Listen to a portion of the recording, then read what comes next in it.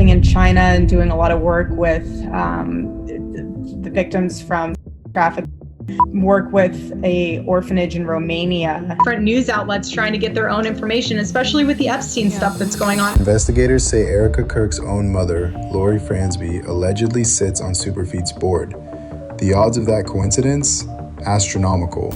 They had a very good relationship. My mom and Charlie were best friends. We joked around that, we joked around that he was the favorite child. We as the American people deserve to have every Epstein file released with no redactions whatsoever, period. I'm pushing for that both privately and publicly, just so you know. More shocking revelations from Erika's past just dropped, exposing her mother Lori Frantzve's alleged Epstein link via Erika's Romanian Angels ministry. And yes, Romania does pop up in the newly leaked Epstein files. Turns out that the foundation controlled by Epstein made payments to a bank account in Romania. Now, we don't actually know who the money went to because the beneficiary's name is redacted, but social media users have been digging and some pretty wild connections are popping up, all allegedly linked to Romanian Angels. Now, so far, only Erika has been under scrutiny for her connection to Romania, but these recently leaked photos show that her mother, Lori, might have been the mastermind behind the scenes. So who is Lori Frantzve really? How deep does this Epstein Romania link go?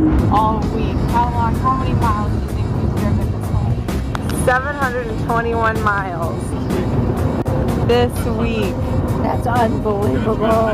All right, before we even talk about Erika's mom, we need to break down this Epstein-Romania connection, because this makes the whole Romanian Angel situation look way more sinister than it already does. So when a bunch of Epstein court documents were recently unsealed, people started combing through the financial records, and they found a payment trail that leads to Romania. According to U.S. court filings tied to a civil case involving JP Morgan Chase and Epstein, there was a transfer of over $30,000 sent to a bank account at Banca Transylvania in the city of Iași, Romania. Now, the name of the person who owned that account has been redacted, but the bank and the city are clearly listed, and you can find the direct source for this in the Romanian press, reporting on U.S. court documents. What makes this more than just a random transfer is where the money came from. The funds were linked to a foundation controlled by Epstein himself, called the COUQ Foundation. But that's not the only time Romania comes up in the Epstein files. The files also state that a large share of Epstein's victims came from Eastern Europe,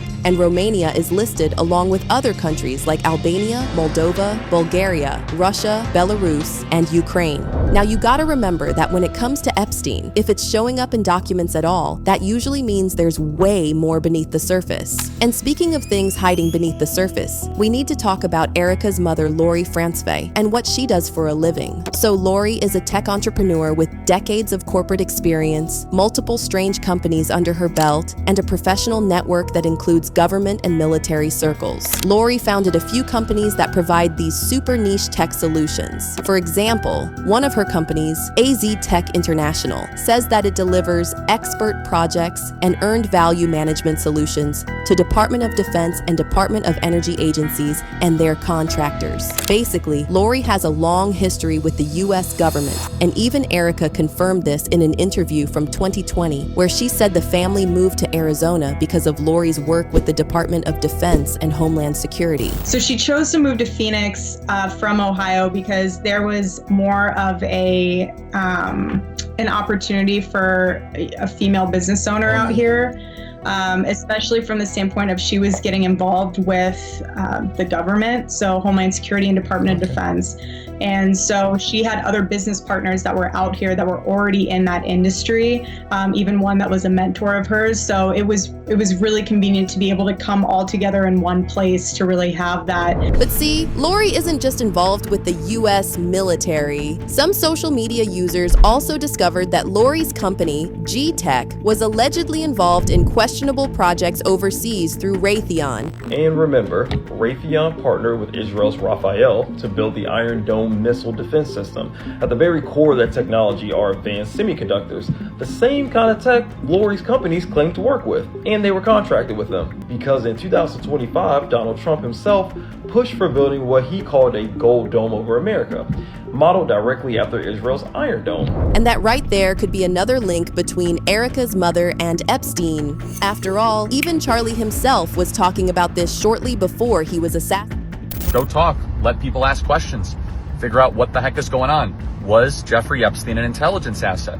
Now, the Israeli government has come out and said, nope, he was not one of ours, under no means necessary. And so, was he Saudi? Was he MI6? Was he CIA? We do not know. And our audience is really fired up about the story. We've been covering it extensively. Charlie was very passionate about this topic, and the more he dug into it, the more he became convinced there was a huge cover-up going on to protect foreign interests. Lies that Epstein, with his little friend Ghislaine and Ghislaine's father, Robert Maxwell, who is obviously a spy of the Israeli intelligence agencies, that there was something else going on here. Epstein was not some sort of whiz-kid hedge fund manager. Epstein was playing a part. Epstein was a LARPer. Epstein was cast for a specific role, and he played it really well. But that's not all. Charlie also demanded the complete release of Epstein files, and in one of his last college debates, he actually said he was pushing for it both privately and publicly. We as the American people deserve to have every Epstein file released with no redactions whatsoever, period. And we the American people ran on transparency. We deserve to see the entire client list. Yeah. Every document the government has regarding the Epstein files, we the American people should have on an easy to access website immediately in a very, very quick fashion. I'm pushing for that both privately and publicly, just so you know. Now Erika claims her #1 goal as the new CEO of TPUSA is to continue Charlie's legacy. So how come she hasn't mentioned the Epstein files yet? This was clearly something Charlie cared deeply about, so why isn't Erika continuing his legacy on this? And same thing with Erika's mother. Erika actually claimed that Charlie was her mom's favorite child, and with Lori having so many ties to the government, you would think she would honor her favorite child by advocating for the release of Epstein files.